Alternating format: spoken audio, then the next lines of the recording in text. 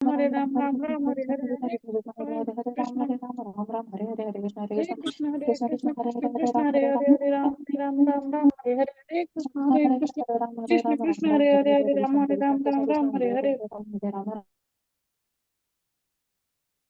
हरे कृष्ण। आप सभी भक्तजनों का स्वागत है आज के सत्र में। आप सभी भक्तजनों को नए साल की हार्दिक शुभकामनाएं। जो लोग सुबह चैंटिंग सेशन में नहीं थे तो हमने कीर्तन भी किया था, मैंने और भक्तन विनीता माता जी ने। और साथ ही हमें हर ग्रेस रत्नावली देवी दासी माता जी ने दर्शन भी करवाए थे टेम्पल के, जो उनके घर का मंदिर है। अपने अर्च विग्रह के दर्शन भी करवाए थे। तो आप सभी भक्तजनों को नए साल की हार्दिक शुभकामनाएं। और नए साल में आपको क्या करना चाहिए? ज्यादा से ज्यादा हरे कृष्ण महामंत्र का जप करना चाहिए। ठीक है। साथ ही आपको प्रभुपाद जी की बुक्स पढ़नी चाहिए। प्रभुपाद जी की बुक्स पढ़ना है, यही उनकी सेवा करने का एक तरीका है।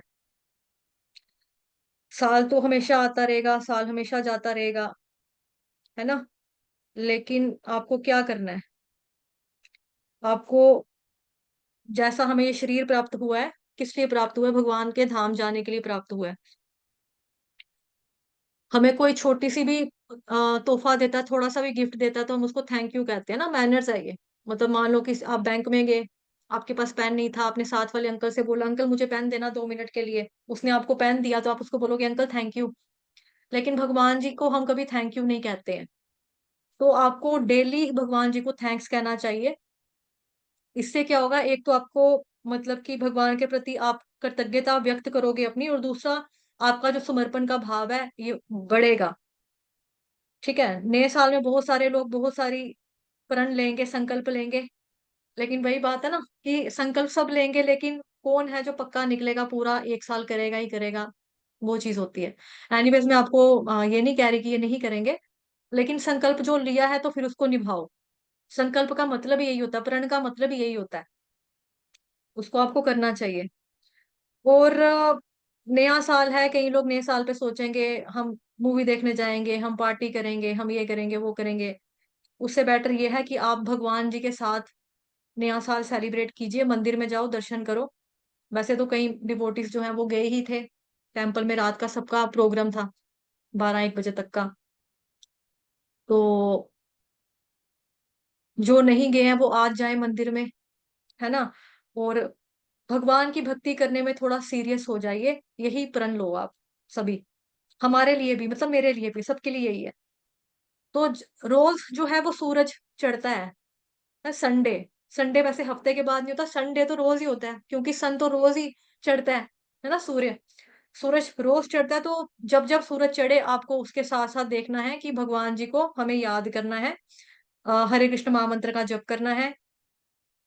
भगवान जी के हमें शास्त्रों का जो पालन है, जो शास्त्रों में उन्होंने उपदेश दिए हैं उसका पालन करना है, अपने जिंदगी में उतारना है उसको, है ना, आत्मसात करना है। भगवत गीता को जीने की ट्राई करनी है। भगवान का नाम लेना है, कीर्तन करना है, भगवान की सेवा करनी है, इन शॉर्ट आपको। ठीक है। यही जो है आपका मतलब कि सही मायने में एक नया साल जो है वो सेलिब्रेट करने का एक ढंग है, एक तरीका है, और कुछ भी नहीं है। बाकी जो कुछ भी हम श्री कृष्ण भगवान जी से अलग करते हैं वो माया है। जो भी श्री कृष्ण से रिलेटेड नहीं है वो भौतिक है। जीवन जीने की वास्तविक कला यही है कि हम प्रत्येक वस्तु को श्री कृष्ण भगवान जी के साथ हम कनेक्ट कर दें, उन्हीं के साथ हम जोड़ दें। तो वही है। ठीक है। हरे कृष्ण। आप सभी भक्तजनों का स्वागत है आज के सत्र में। सत्र का शुभारंभ हम पहले जगत गुरु शीला प्रभुपाद जी की आज की कोट के साथ करेंगे। आज है 1 जनवरी 2025। आप सभी को बधाई हो, हार्दिक शुभकामनाएं। 1 जनवरी। आरंभ में अनेक कठिनाइयां हो सकती हैं, यह स्वाभाविक है। जिस प्रकार एक शिशु जब खड़ा होने का प्रयास करता है तो वह गिर जाता है, किंतु इसका अर्थ यह नहीं है कि वह प्रयास करना ही छोड़ दे। वह प्रयास करता रहता है और एक दिन वह सफल हो जाता है।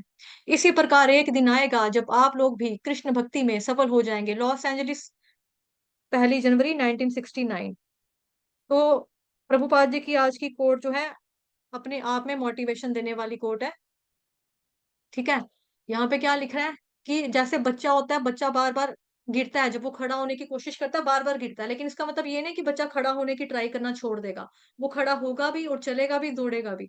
लेकिन क्या है जो उसको खड़ा होना, चलना, दौड़ना सिखाती है? प्रयास। Practice makes a man perfect. इसका मतलब ये बिल्कुल नहीं है कि मैं गिरा था, मैं अब खड़ा नहीं होऊंगा कभी भी, ऐसा नहीं है। अगर वो कोशिश करेगा वो सफल हो जाएगा। इसी तरह से हमको भी कृष्ण भक्ति करते रहना, करते रहना, करते रहना, करते रहना, करते रहना, हम सफल होएंगे, हो जाएंगे। मानो आज किसी ने सोचा हुआ था कि भाई मैं एक पर्टिकुलर संकल्प लूंगा, मॉर्निंग में ये करूंगा, लेकिन नहीं हो पाया, किसी कारणवश नहीं हो पाया, ठीक है।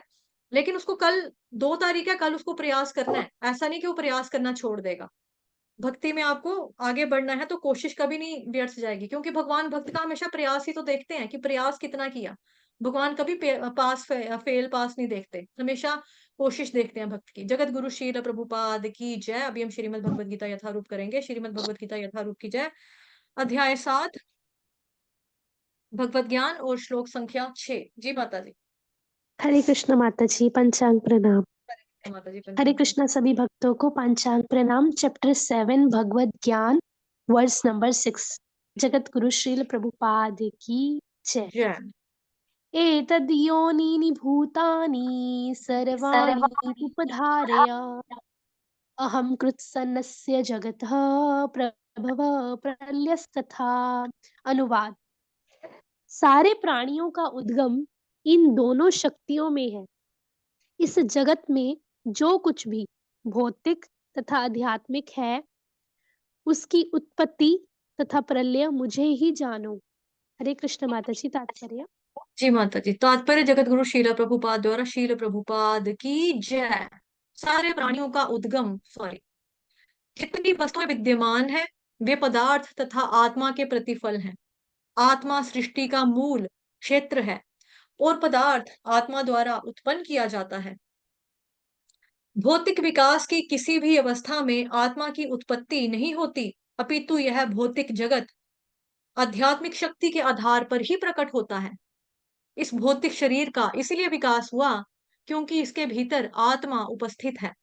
एक बालक धीरे धीरे बढ़कर कुमार तथा अंत में युवा बन जाता है, क्योंकि उसके भीतर आत्मा उपस्थित है। इसी प्रकार इस विराट ब्रह्मांड की समग्र सृष्टि का विकास परमात्मा विष्णु की उपस्थिति के कारण होता है। अतः आत्मा तथा पदार्थ मूलतः भगवान की दो शक्तियां हैं, जिनके संयोग से विराट ब्रह्मांड प्रकट होता है। अतः भगवान ही सभी वस्तुओं के आदि कारण है। भगवान का अंश रूप जीवात्मा भले ही किसी गगनचुंबी प्रसाद या किसी महान कारखाने या किसी महानगर का निर्माता हो सकता है, किंतु वह विराट ब्रह्मांड के कारण नहीं हो सकता। इस विराट ब्रह्मांड का सृष्टा भी विराट आत्मा या परमात्मा है, और परमेश्वर कृष्ण विराट तथा लघु दोनों ही आत्माओं के कारण हैं।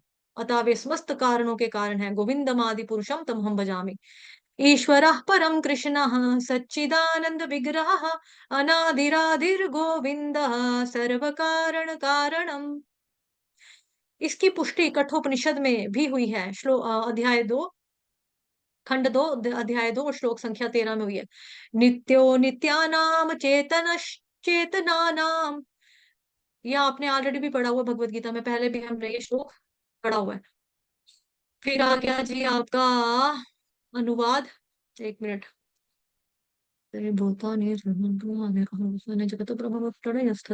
सारे प्राणियों का उद्गम इन दोनों, ओके, सारे प्राणियों का उद्गम इन दोनों शक्तियों में है। इस जगत में जो कुछ भी भौतिक तथा आध्यात्मिक है, उसकी उत्पत्ति तथा प्रलय मुझे ही जानो, मुझे ही जानो। तो जैसा कि कल हमने पढ़ा था, भगवान जी की कौन सी शक्ति के बारे में पढ़ा था कल हमने? कौन कौन बताएगा कल हमने कौन सी शक्ति के बारे में पढ़ा था भगवान की? हैंड रेस करो। कई बच्चे पहले दिन ही छुट्टी मार गए हैं, रात को ज्यादा बम चला लिए इन्होंने। जी माता जी। हरे कृष्ण। हरे कृष्ण माता जी। पराशक्ति, भगवान की आध्यात्मिक शक्ति। हाँ माता जी। चलो ठीक है, बाकी वालों को भी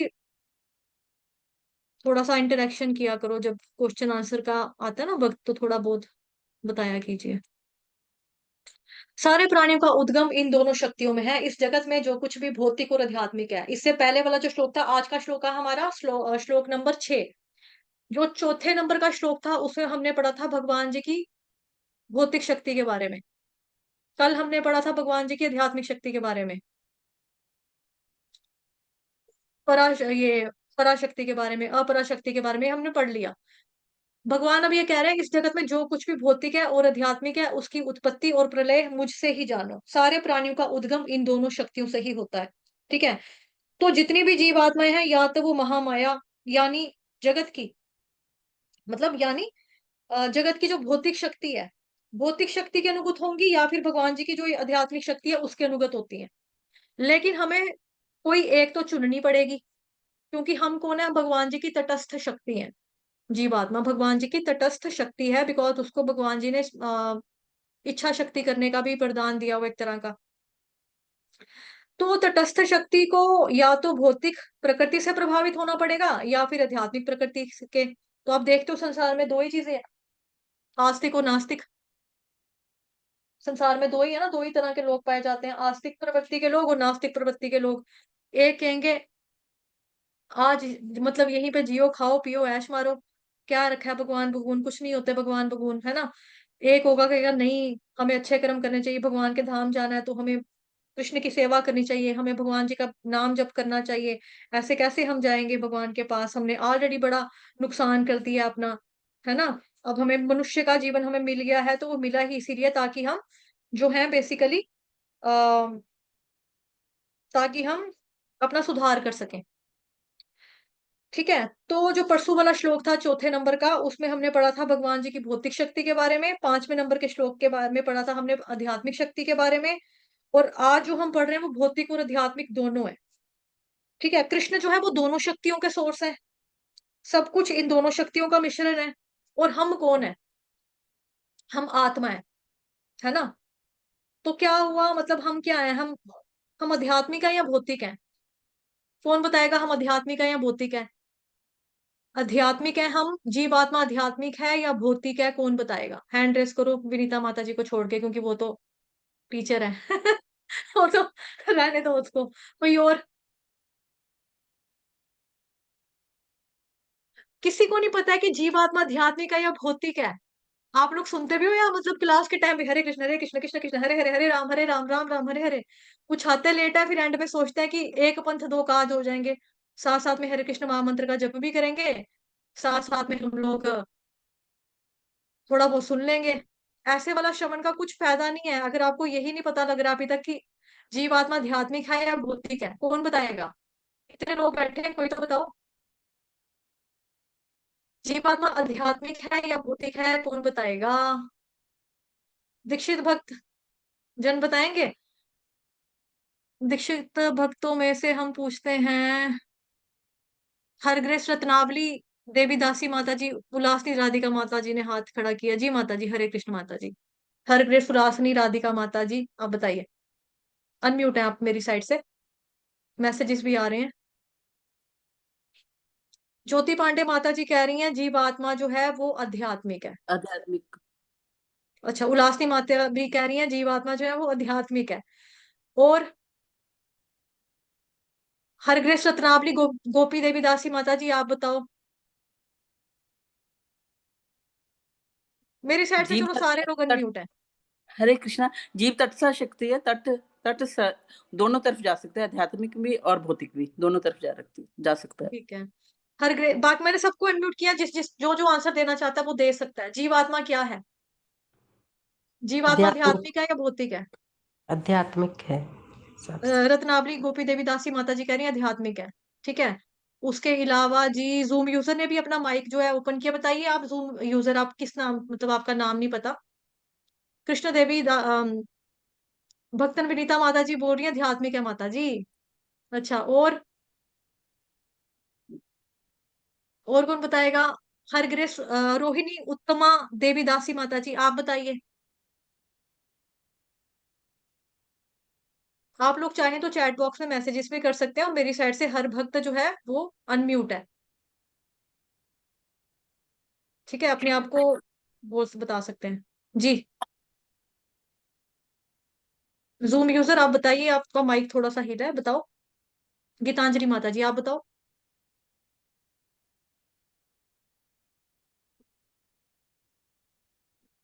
नहीं पता लग रहा?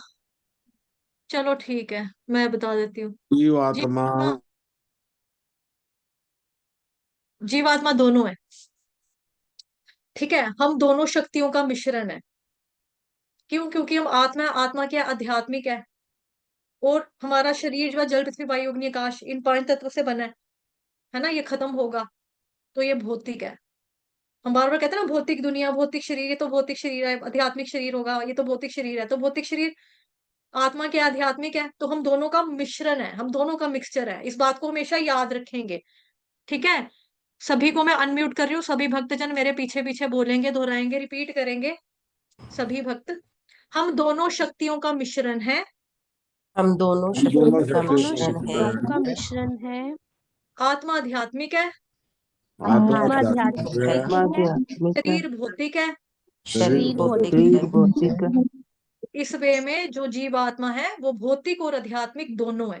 दोनों। इस वे में जो जीवात्मा जो है भौतिक और जीवात्मा है वो आध्यात्मिक दोनों है। ठीक है, तो इसको कभी भूलेंगे नहीं कि हम दोनों हैं। ओके, हरे कृष्ण।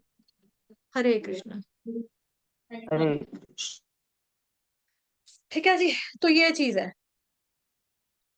कल भी हमने इसके बारे में थोड़ा चर्चा किया ही था वैसे, ठीक है। तो हमें इसमें से एक चूज करना पड़ेगा, चाहे हम भगवान की तरफ जाएं, चाहे हम भौतिक दुनिया की तरफ जाएं। आल्दो हम रहते हैं भौतिक दुनिया में ही है, बट जो मुक्त आत्मा होती है ना, वो प्रतीत होता है हमें कि ये भौतिक जगत में रह रहा है। जैसे हम महाराज जी लोगों को देखते हैं, हमारी तरह खा रहे हैं, पी रहे हैं, ट्रेन में ट्रेवल कर रहे हैं, जहाज में ट्रेवल कर रहे हैं, खा रहे हैं, सो रहे हैं, जाते हैं। हम भी शौच इत्यादि क्रियाएं करते हैं, महाराज जी भी जा रहे हैं, हम भी नहाते हैं, ये भी नहाते हैं। हम भी हरे कृष्ण महामंत्र का जप कर रहे हैं, ये भी हरे कृष्ण महामंत्र का जप कर रहे हैं।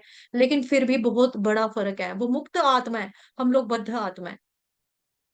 तो वो जो है वो यहाँ पर हमें दिखते, चलते फिरते, खाते पीते, उठते बैठते हमारे बीच में प्रतीत तो होते हैं, बट बेसिकली वो मुक्त आत्मा होते हैं। ठीक है, तो हमें चुनना पड़ेगा, क्योंकि हम तटस्थ शक्ति हैं। तो तटस्थ शक्ति को या तो भगवान जी की भौतिक प्रकृति के प्रति अट्रैक्शन होगा, या फिर भगवान जी की जो मतलब आध्यात्मिक दुनिया जो है, अध्यात्म वर्ल्ड, उसके प्रति उसको अट्रैक्शन होगा।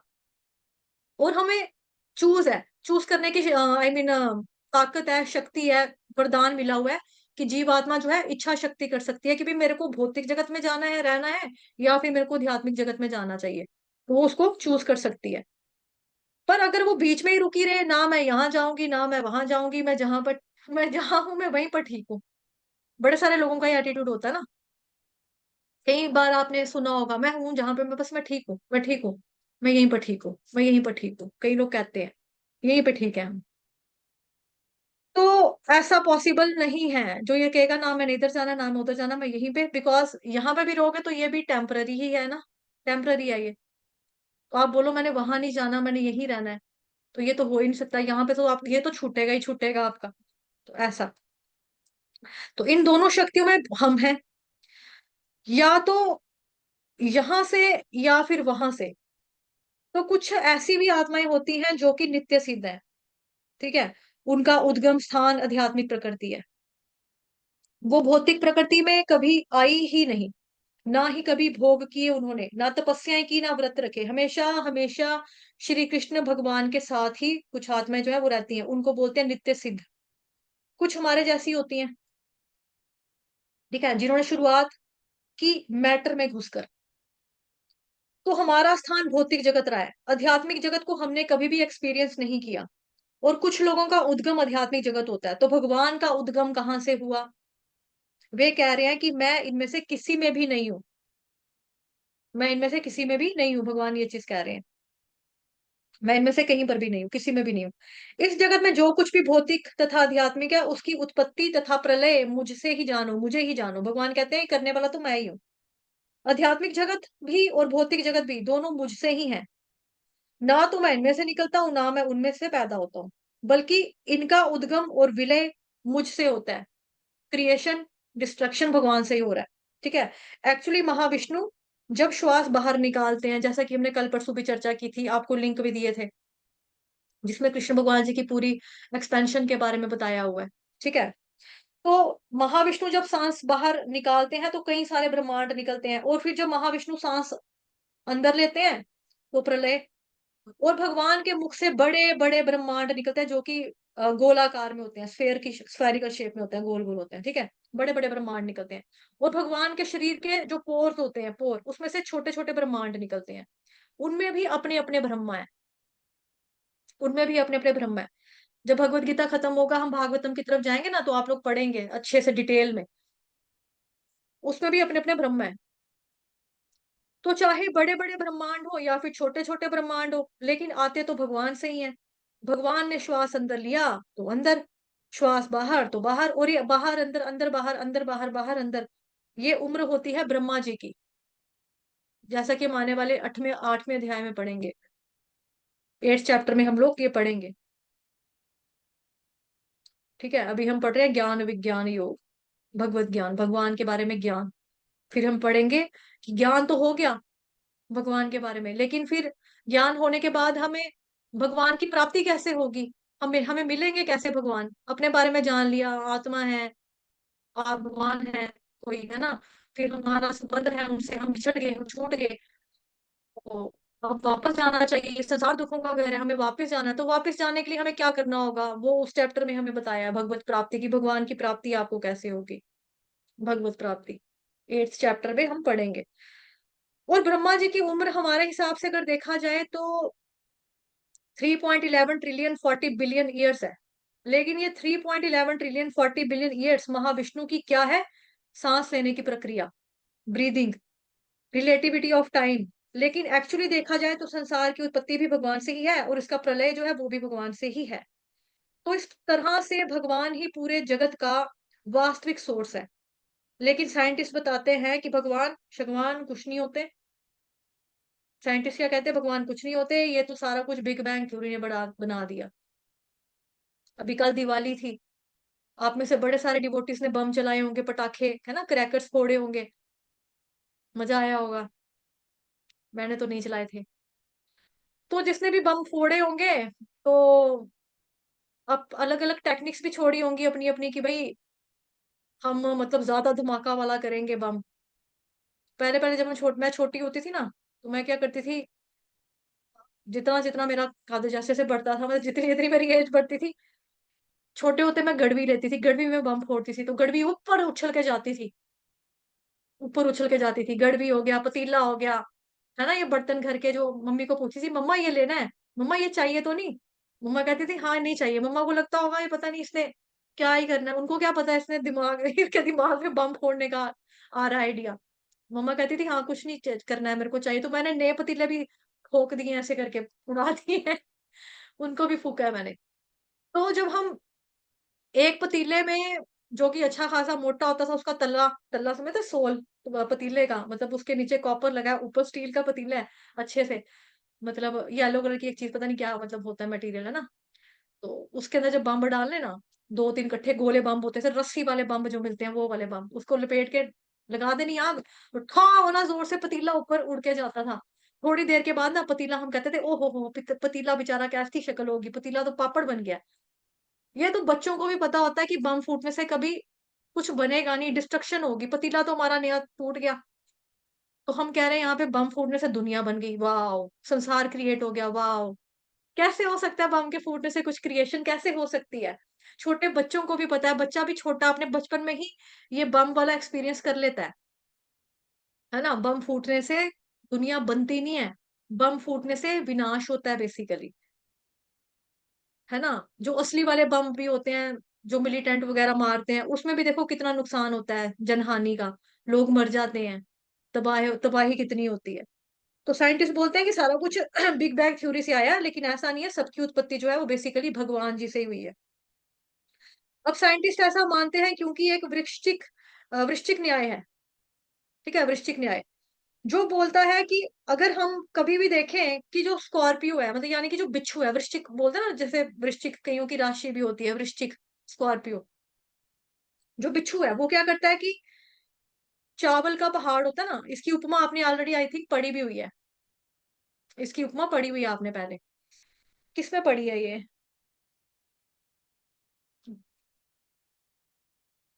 मुझे ख्याल आ रहा है भगवत गीता में भी पढ़ी है आई थिंक, भक्ति सामने सिंधु में भी प्रभुपाद जी के लेक्चर में मैंने ये उपमा सुनी हुई है बिच्छू वाली। उसमें बिच्छू क्या करता है कि जो चावल का पहाड़ होता है ना, उसमें अपने अंडे दे देता है और उसके अंडे जो होते हैं वो चावल की तरह दिखाई देते हैं। बिच्छू क्या करता है, चावल का पहाड़, राइस का एक पहाड़ी जैसी होती है, उसके अंदर जाके अपने अंडे अंडे निकालता है, अंडे वहां पे जाके देता है, और जो अंडे होते हैं वो चावलों की तरह नजर आते हैं। Same same. तो एक किसान ने देखा कि चावल के दाने को फाड़ कर वहां से एक बिच्छू निकला। अंडा देखो, जैसे चलो ये वाला अंडे की बात थोड़ी सी आप लोगों को लग रही होगी, ऐसे जैसे मुर्गी का अंडा तो सबने देखा है ना। और टीवी में हमने ये भी देखा है, वीडियोस में, टीवी में, कि मुर्गी का अंडा जो होता है या कोई भी पक्षी का अंडा होता है, वो अपना जब टाइम आता है बर्ड का, तो या तो चिड़ी उसको थोड़ा सा चोंच मारती है, या फिर एक समय ऐसा आता है कि अंडा फोड़कर बेबी जो होता है खुद ही बाहर निकल आता है। तो कई बार होता है ना, हम देखते हैं ऐसे फोटोज भी देखते हैं क्यूट क्यूट से, उसमें से अंडा होता है, अंडे में से यहाँ पे चूजे की मुंडी मतलब गर्दन बाहर है, और ऊपर से यहाँ से चूजे का सिर नजर आ रहा है, लेकिन नीचे अभी भी उसको अंडा लगा हुआ है, मतलब अंडे का छिलका, छिलका उसको लगा होता है, कवर। तो ऐसे ही वे में उस किसान जो था, उसने क्या देखा कि जो एक चावल के दाने में से बिच्छू ने चावल के दाने को फाड़ा, और बिच्छू उधर से बाहर निकल रहा है, मतलब अपने अंडे में से बिच्छू जो है वो बाहर निकल रहा है। तो उसने बोलना शुरू कर दिया, बिच्छू चावलों के ढेर से पैदा होते हैं, चावलों का ढेर निकाल लगा दो यहाँ पर आप, बस चावल के ढेर लगाओगे तो देखना आपके यहाँ से बिच्छू पैदा हो जाएंगे, बिच्छू की उत्पत्ति चावलों से हो जाती है। क्या इस बात की कोई सेंस बन रही है? अगर चावलों में से बिच्छू पैदा हो रहे हैं, तो लोग तो चावल खाना ही छोड़ दे। लोग सोचे नहीं यार, हम चावल खाएंगे तो क्या पता अंदर बिच्छू हो, हमें जहर चढ़ जाए, हम मर जाएं, है ना। हाय, हमने इतने चावल खाए हैं अपनी जिंदगी में, हम तो रोज एक टाइम चावल खाते हैं दोपहर को, इसका मतलब मैंने इतने सारे बिच्छुओं को एक साथ खा डाला, क्या पता वो बिच्छू दुनिया में आ जाते हैं ना, बेचारे वो तो मर गए, बिच्छू बेचारे चावल से ही आए थे। तो इस तरह से, तो उसी प्रकार से जीवात्माएं, जितनी भी इस जगत में जीव आत्माएं है ना, और भौतिक प्रकृति भी है, लेकिन हमने तो बस देखा कि ये जीव पैदा हो गया, तो ये कैसे पैदा हो गया, ओह, तो मतलब भौतिक प्रकृति से जीव आ रहा है, भौतिक प्रकृति से जीव आ रहा है। नहीं, ऐसा बिल्कुल भी नहीं है।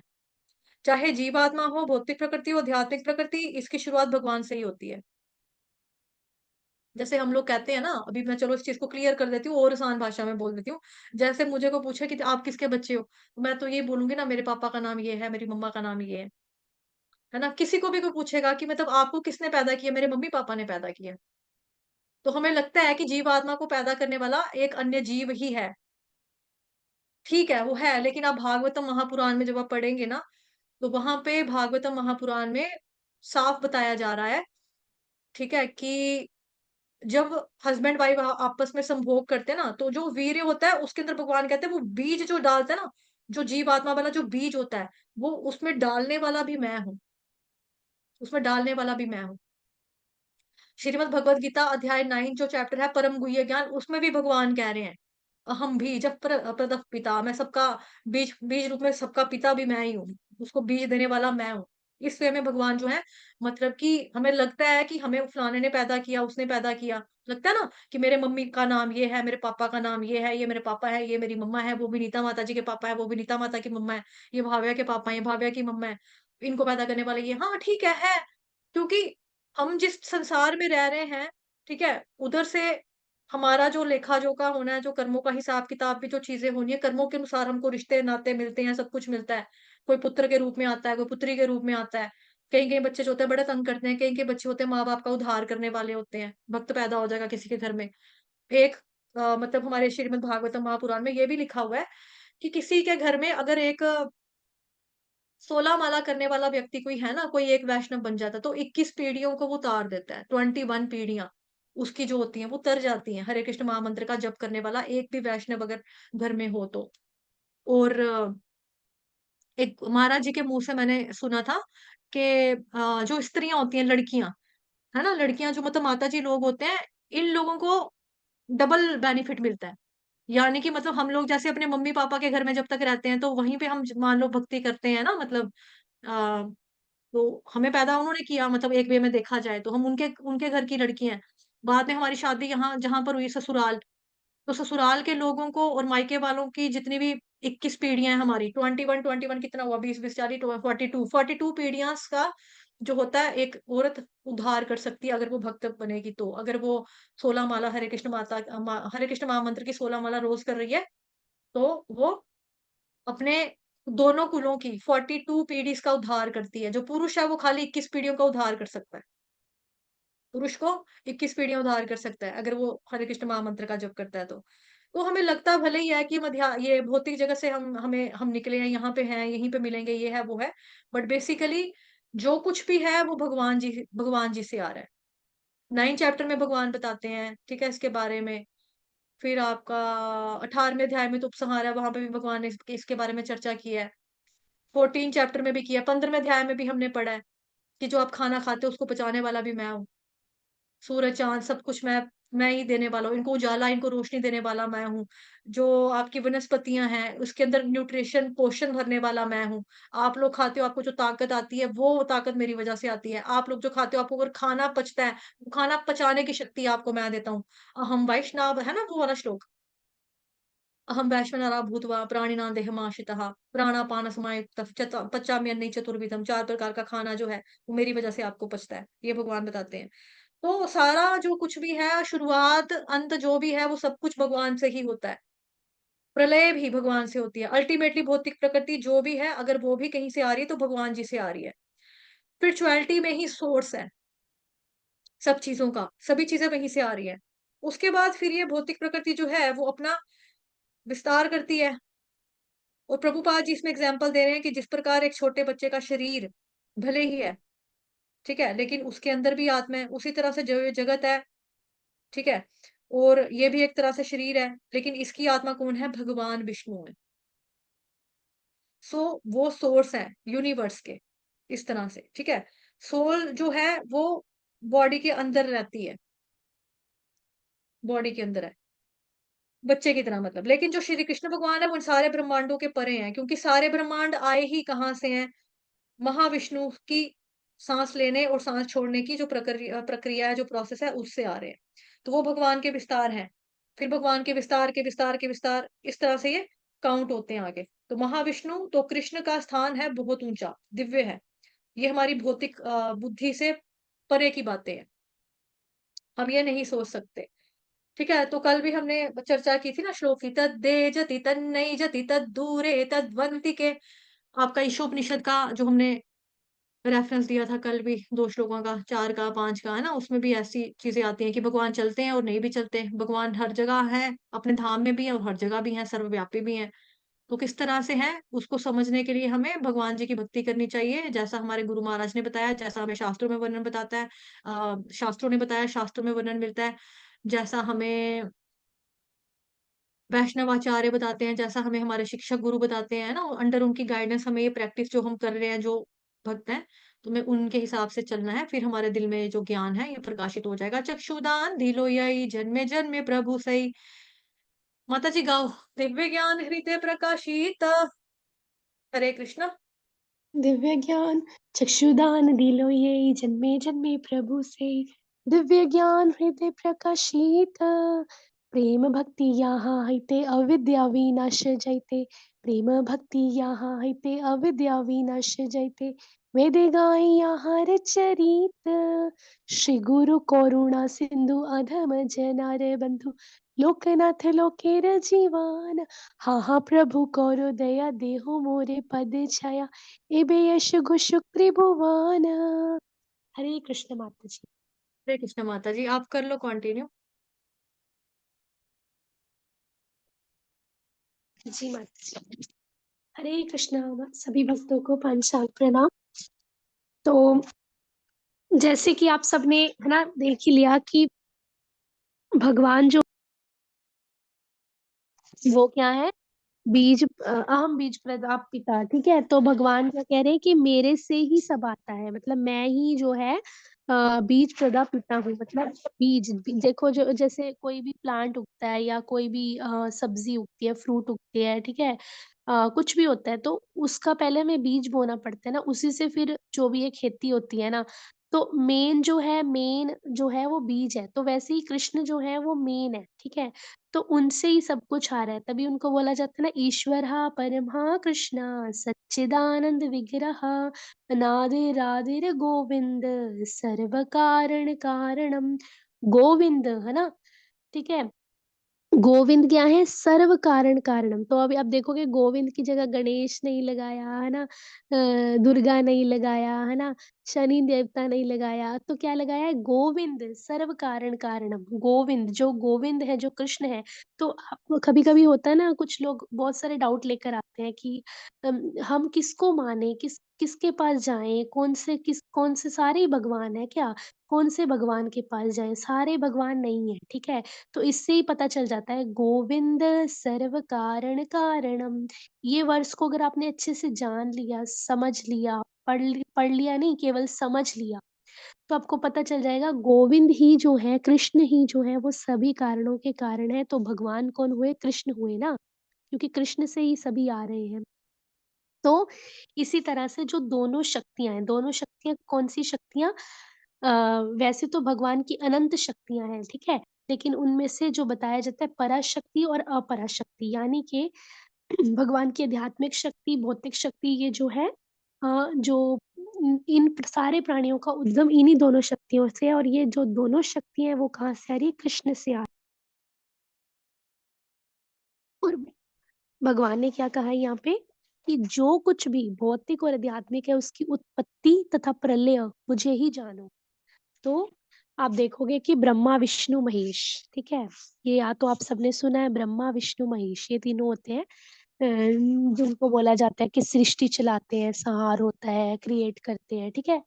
तो उनमें से अगर आप में से किसी को भी पूछा जाए तो वो कहेंगे कि जो क्रिएशन करते हैं वो है नहीं, वो हैं ब्रह्मा जी, और जो पालन करते हैं वो है विष्णु, और जो संहार करते हैं वो है शिव जी, ठीक है। सब यही बोलेंगे ना, और मोस्टली 99% लोगों को तो यही पता है, ठीक है। तो 99% लोगों को तो कहने का मतलब क्या है कि भले ही ब्रह्मा जी क्रिएशन करते हैं, भले ही शिव जी जो है संहार करते हैं, ठीक है। लेकिन जो ये जो इनको ब्रह्मा जी हो गए, शिव जी हो गए, इनको जो है वो सेवा प्रदान की गई है, ठीक है। सेवा दी गई है, जैसे कि अलग-अलग डिपार्टमेंट्स होते हैं देवताओं के, जैसे इंद्र जो होते हैं वो बारिश के सॉरी, बारिश के देवता हैं, ठीक है। और सूर्य देवता क्या जो प्रकाश देते हैं, ठीक है। और हीट प्रदान करते हैं, ठीक है। चंद्रमा जो है वो भी प्रकाश प्रदान करते हैं, चांदनी बिखेरते हैं अपनी, ठीक है। इस तरह से जो ये देवी देवता हो गए ना, इन सबको अलग अलग डिपार्टमेंट दिए गए हैं ना। शनि देवता को दिया गया है, ग्रह संभालना है, ग्रह खराब करने हैं, ठीक है, वो डिपार्टमेंट दिया गया। तो जितने भी देवी देवता हैं सबको इनको अलग अलग सेवा दी गई है, ठीक है। लेकिन इनको भी जो है शिव जी को छोड़ के बाकी जो देवी देवता हैं उनको भी जो है दोबारा संसार में आना पड़ता है, ठीक है, अगर वो कृष्ण की भक्ति में पूरी तरह से नहीं है तो, ठीक है। तो कहने का मतलब ये है कि जो संहार करते हैं, शिव जी जो है संहार करते हैं, तो उनको भी जो है भगवान कृष्ण ने जो है वो सेवा प्रदान की गई है, ठीक है। लेकिन जो कृष्ण जो है वो ही सब करते हैं, ठीक है। मेन जो है सोर्स जो है, मेन स्रोत जो है वो कौन है? कृष्ण है, ठीक है। जैसे कि हमने अभी सुना, गोविंदम आदि पुरुषम तम अहम भजामि, ठीक है। और ऐसे गोविंद आदि पुरुष, ठीक है, परम भगवान, परम पुरुष, पूर्ण पुरुषोत्तम भगवान को मैं भजता हूँ, ठीक है। ठीक है, ब्रह्म संहिता में भी कहा गया है, ब्रह्मा जी भी खुद कहते हैं कि ऐसे गोविंद की मैं पूजा करता हूँ जो पूरी सृष्टि का जो है क्रिएशन करते हैं, ठीक है। तो जो क्रिएशन की जो ड्यूटी दी गई है ब्रह्मा जी को दी गई है, जैसे कि भागवतम, श्रीमद् भागवतम का फर्स्ट वर्स भी है, जन्मादस्य यतोन्वया वाला, ठीक है। उसमें भी क्या बोला गया है कि ब्रह्मा जी को ज्ञान प्रदान किया, ठीक है। ब्रह्मा जी को किन्होंने ज्ञान प्रदान किया? कृष्ण ने, ठीक है। सबसे पहले उन्होंने ब्रह्मा जी को ज्ञान दिया, ठीक है। तो उसी ज्ञान के माध्यम से जो है ब्रह्मा जी ने सृष्टि की, क्रिएशन किया। तो मेन कारण कौन हुए? मेन सोर्स कौन हुए? ऑटोमेटिकली कृष्ण। तो आप देखोगे कि कृष्ण बहुत सारे वर्ष से, बहुत सारे श्रीमद् भागवतम से, भगवत गीता से, ठीक है, बाकी भी वेद जो हैं उनसे हमें ये क्लियर हो जाता है कि कृष्ण ही सभी कारणों के कारण है, ठीक है। ब्रह्मा जी भी उनकी महिमा गाते हैं। इवन शिव जी जो है, शिव जी जो है वो भी जो पार्वती माता है उनको श्रीमद् भागवतम सुनाते हैं, अपनी पत्नी को श्रीमद् भागवतम का उपदेश देते हैं और उनको भागवतम की कथा सुनाते हैं, और क्या बोलते हैं कि मेरे जो भगवान हैं, मेरे जो कृष्ण है, ठीक है, उनकी कथा जो है मैं पार्वती तुम्हें सुनाता हूँ, क्योंकि वो जो मेरे भगवान है ना, वो क्या है, सभी कारणों के कारण है। और मैं उन राम का, उन कृष्ण का जो नाम है वो निरंतर जप करते हैं, ठीक है। जो शिव जी हैं वो भी मानते हैं कि जो कृष्ण है वो क्या है, सभी कारणों के कारण है, ठीक है। तो आप देखोगे कि उन्होंने जब शिव जी ने विष पिया था, ठीक है, जब समुद्र समुद्र मंथन हुआ था तो विष निकला था ना, तो हलाहल विष, तो उन्होंने जब विष का पान किया, तो कैसे पान किया, क्योंकि वो निरंतर जो है उनके निरंतर जो है वो राम राम राम का जप करते हैं शिव जी। तो जो राम का जप करता है, जो कृष्ण का जप करता है, उनके जो कंठ में जब विष भी गया तो उन्होंने विष भी वहां पे रख लिया, ठीक है। तो इतना जो हलाहल विष है, जो सभी देवी देवताओं ने मना कर दिया था, बड़े बड़े देवी देवताओं ने मना कर दिया था लेने से, कि हम नहीं लेंगे विष को। तो भगवान विष्णु जो थे वो देख रहे थे, देखता हूँ मैं कौन लेता है विष, लेकिन शिव जी जो है उन्होंने विष लिया। क्यों? क्योंकि वो हमेशा क्या करते हैं, भगवान के नामों का जप करते हैं, कृष्ण का, राम का, ठीक है। राम रामेति रामेति रमे रामे मनोरमे, सहस्त्र नाम ततुल्यम राम नाम वरानने, ठीक है। तो इस तरह जो है शिव जी हमेशा भगवान के नामों का जप करते हैं। ब्रह्मा जी भी ब्रह्म संहिता में कृष्ण की महिमा का वर्णन करते हैं, ठीक है। बाकी देवी देवता भी भगवान की महिमा का वर्णन करते हैं। तो सभी कारणों के कारण कौन हुए, मतलब प्रलय और उत्पत्ति, उत्पत्ति और प्रलय किससे आया, कृष्ण से आया, ठीक है। तो ये हमें जो है क्लियर हो जाता है। तो आगे क्या है कि यहाँ पे जैसे कि लिखा है, माता जी थोड़ा सा ऊपर करेंगे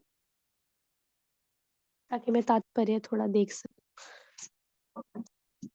थैंक यू माता जी, बस यही।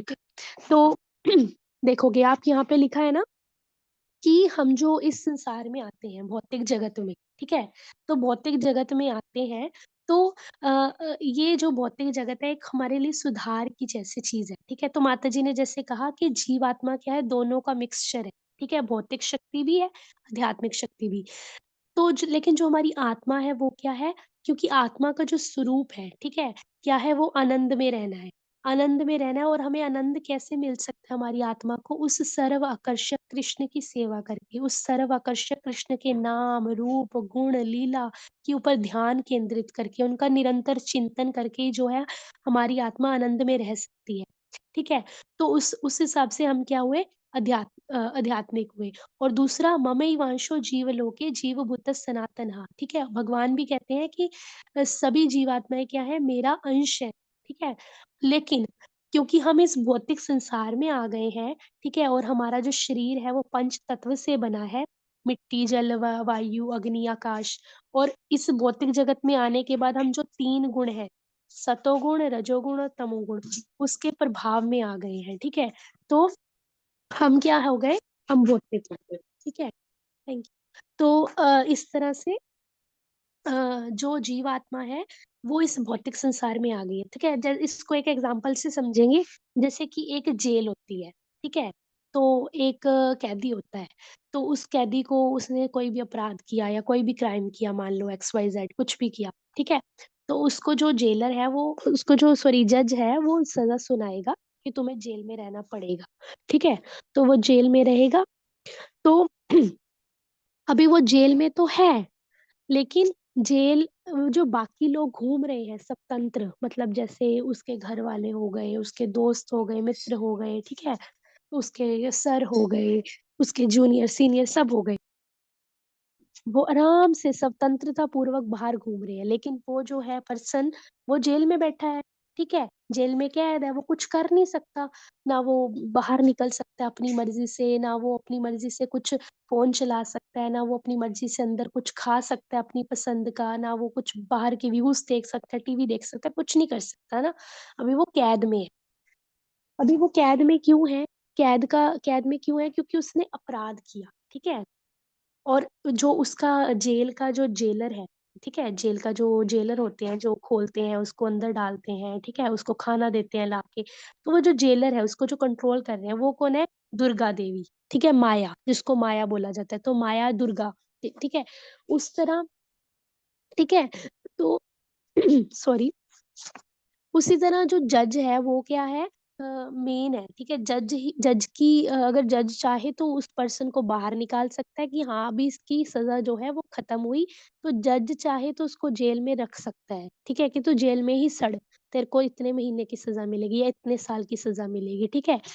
तो इस तरह से देखा जाए तो हम भी जो है क्या है, एक कैदी है। कैसे कैदी है? क्योंकि हमने अपराध किया है, हमने जिद की भगवान से दूर होने की, भोग भोगने की, है ना, कि हम स्वतंत्रता पूर्वक रहेंगे, भोग भोगेंगे, हमें सेवा नहीं करनी भगवान की, है ना। तो हम इस संसार में आ गए, मतलब इस जेल रूपी संसार में आ गए। और जेलर माया शक्ति जो है, मतलब सतोगुण, रजोगुण, तमोगुण। कभी हम सतोगुण में आते, कभी रजोगुण में, कभी तमोगुण में, कभी आलस, निद्रा, कभी भूख, कभी गुस्सा, कभी दुख, कभी कष्ट, कभी रजोगुण हावी हो जाता है, पैशन हावी हो जाता है, कभी सतोगुण हो जाता है, फिर से तमोगुण हो जाता है। सतोगुण तो बहुत कम रहता है, रजोगुण, तमोगुण ज्यादातर हमारे ऊपर हावी रहता है, ठीक है, देखा जाए तो। तो इस तरह से जो है हम इस माया शक्ति के प्रभाव में आ गए हैं, ठीक है। तो हम वैसे ही उस तरह से जो हम कार्य कर रहे हैं, ठीक है। और जो हमारा जज है, मीन्स के हमारा जो भगवान है, ठीक है, कृष्ण है, वो हमें चाहे तो बाहर निकाल सकते हैं, चाहे तो यहाँ पे रख सकते हैं। वो किसके ऊपर डिपेंड करेगा?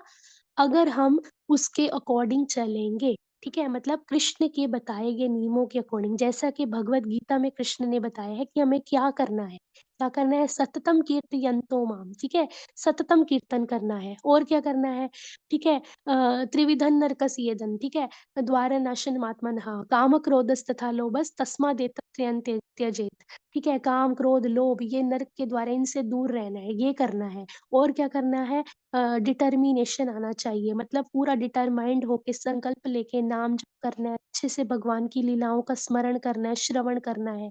और क्या करना है, भक्तों के संग में रहना है। मतलब भगवत गीता में पूरी भगवत, ये तो मैंने तीन चार बस दो तीन श्लोक आपको बताए जस्ट एग्जाम्पल के लिए, लेकिन पूरी की पूरी भगवत गीता में बताया, भगवान ने जो बताया है हमें क्या करना है।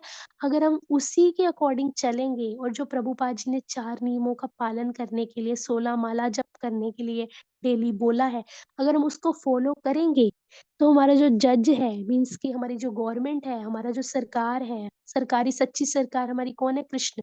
तो वो हमें इस संसार से बाहर निकालेंगे, ठीक है।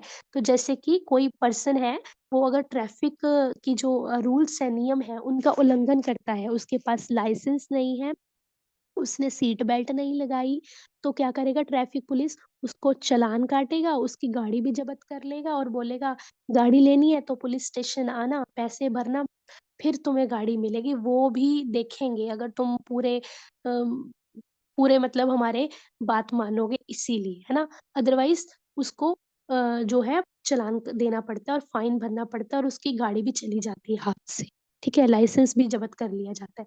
इसी तरह अगर हम ट्रैफिक के नियमों का पालन कर रहे हैं, कि हमने सीट बेल्ट भी लगाई है, हमारे पास लाइसेंस भी है, हमें गाड़ी भी चलानी आ रही है, हम अल्कोहल शराब पी के गाड़ी भी नहीं चला रहे, है ना, अच्छे से हम पालन कर रहे हैं, और एक ही बाइक पे चार चार लोग नहीं बिठाए हुए, एक बाइक पे दो लोग ही बैठे हैं, ना, पूरे से अच्छे से पालन कर रहे हैं, मीन्स के हम प्रभुपाद जी के बताए गए 4 नियमों का, कृष्ण की बताई भगवत गीता के अनुसार हम चल रहे हैं, श्रवणम कीर्तनम, भक्तों का संग, नाम जप, ठीक है, बुक रीडिंग, हियरिंग, भोग लगवाना, अपनी सभी इंद्रियों से भगवान की सेवा करना, ये सब कर रहे हैं, तो हमें जो है ट्रैफिक पुलिस चालान नहीं काटेगी, ठीक है।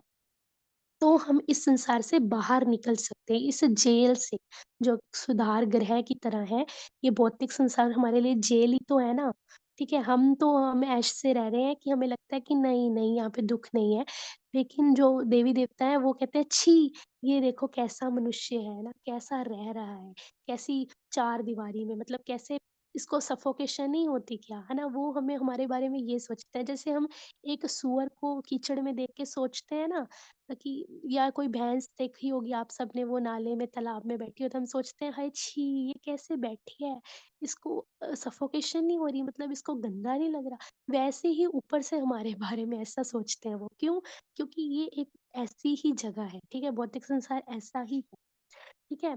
तो इस तरह से अगर हमें यहाँ से निकलना है, तो हमें हमारी सरकार जो कृष्ण है उसके नियमों का पालन करना होगा, मीन्स उसके बताए अनुसार हमें जो है काम कर्म करना होगा, और भगवान की सेवा में अपनी सभी इंद्रियों को लगाना होगा, ठीक है।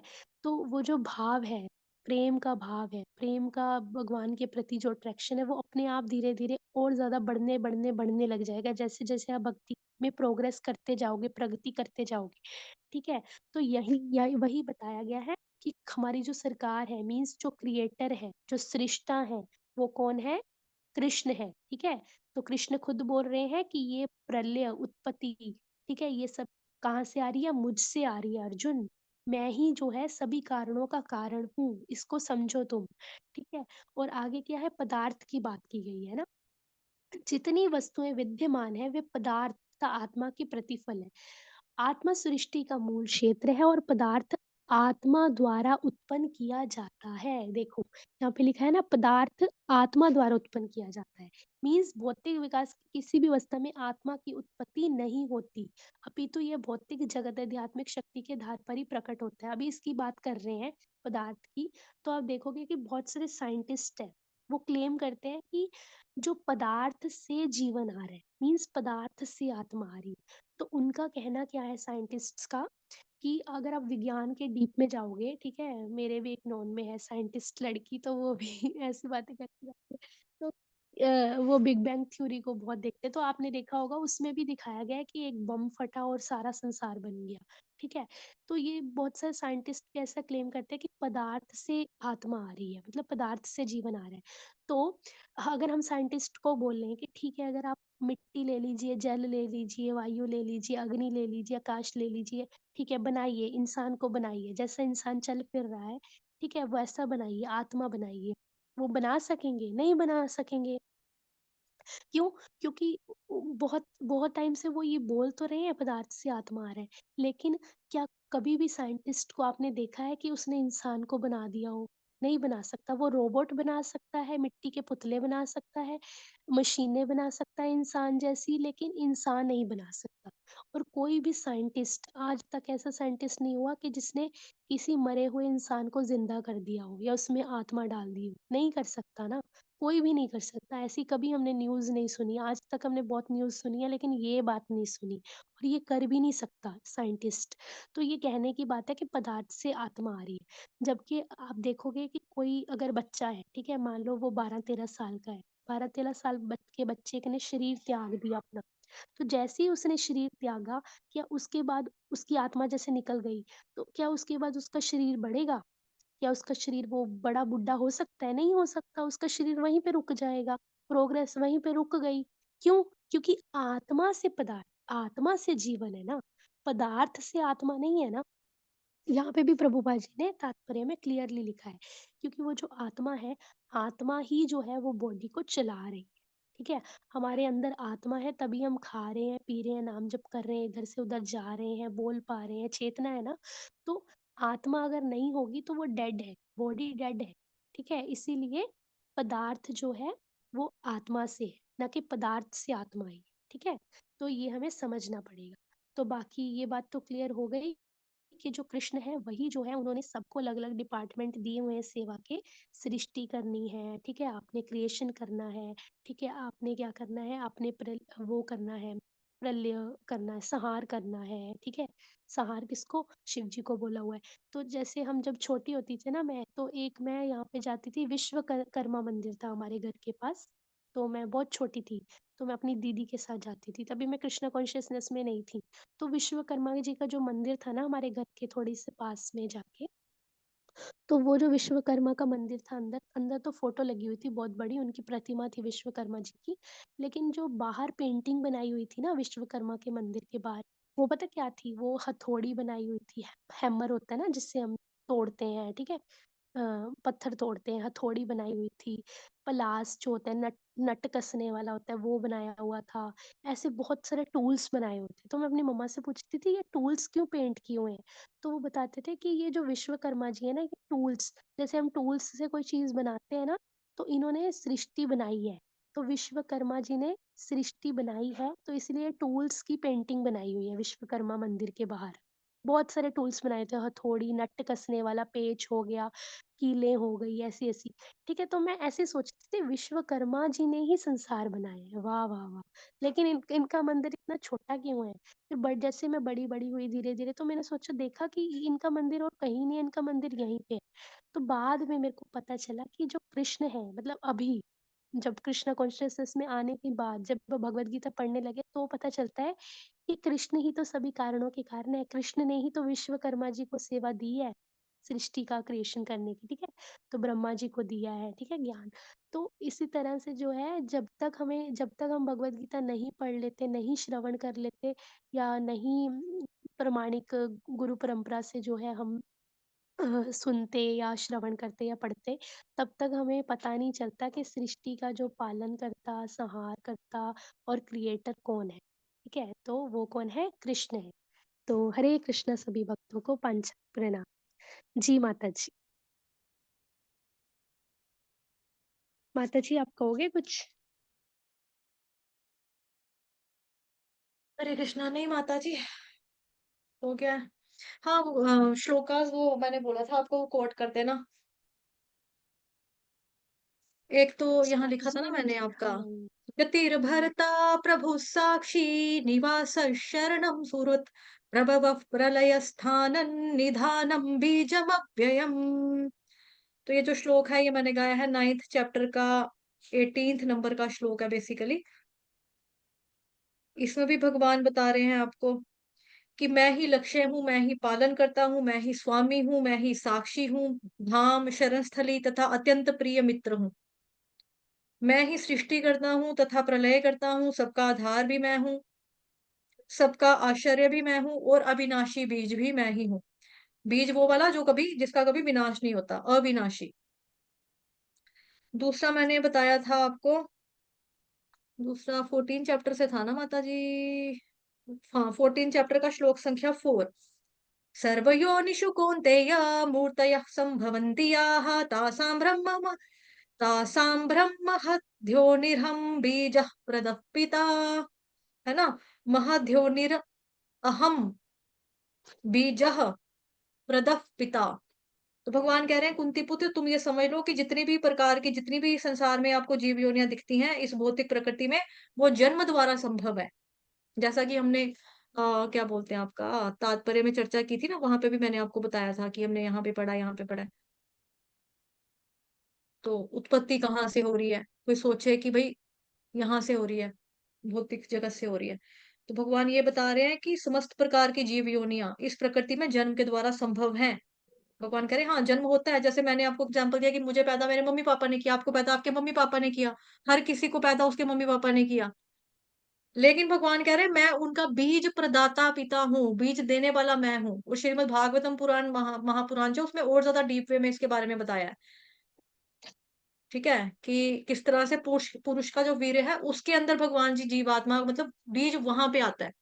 ये नहीं है कि जैसे हम लोग करते हैं ना, दुनिया में जब मैं आया तो दुनिया में आने के बाद इंसान को लगता है कि दुनिया में आने के बाद जो है, कई लोगों को ये मिसकंसेप्शन होता है कि जब किसी बच्चे का बर्थ हो जाता है ना, तो उनको लगता है कि भाई ये बच्चा आज दुनिया में आया तो दैट मीन्स इसके अंदर आज आत्मा घुसी है।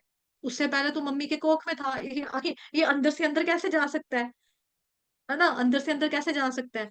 लेकिन बेसिकली भगवान वहां पे बता रहे हैं कि इस तरह से वो करने वाला भी भगवान कहता है मैं हूँ। वो भागवत महापुराण में हम पढ़ेंगे। बाकी 2 रेफरेंस तो यहाँ पर दिए मैंने आपको।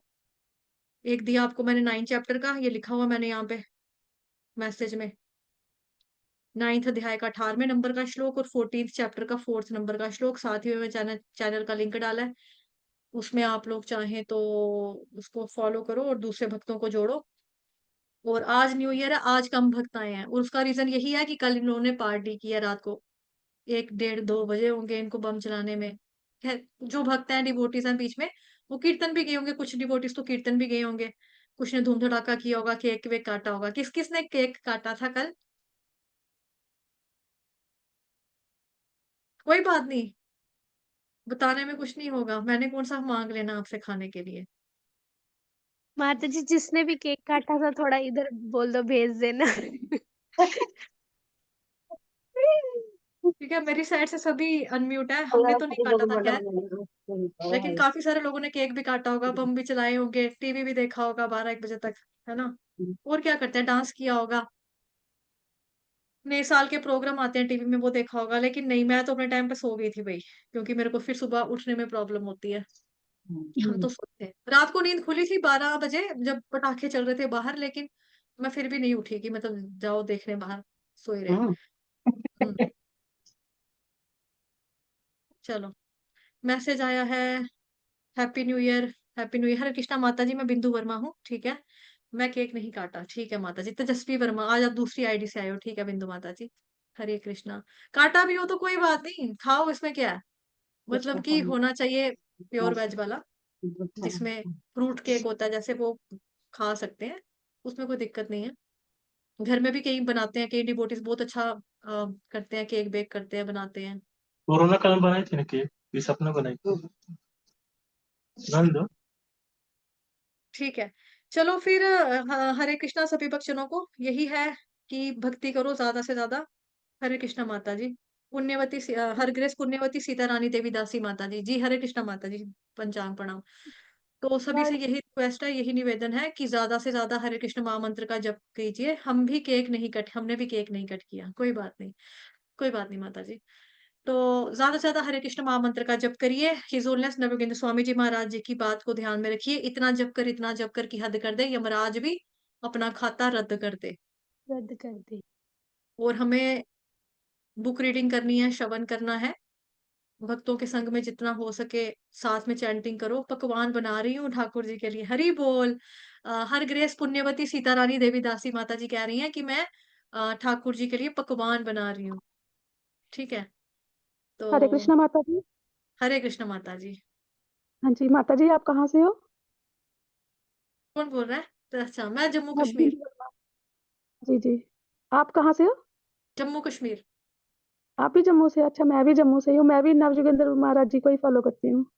हरि बोल, ठीक है माता जी, हरे कृष्णा। हरे कृष्णा।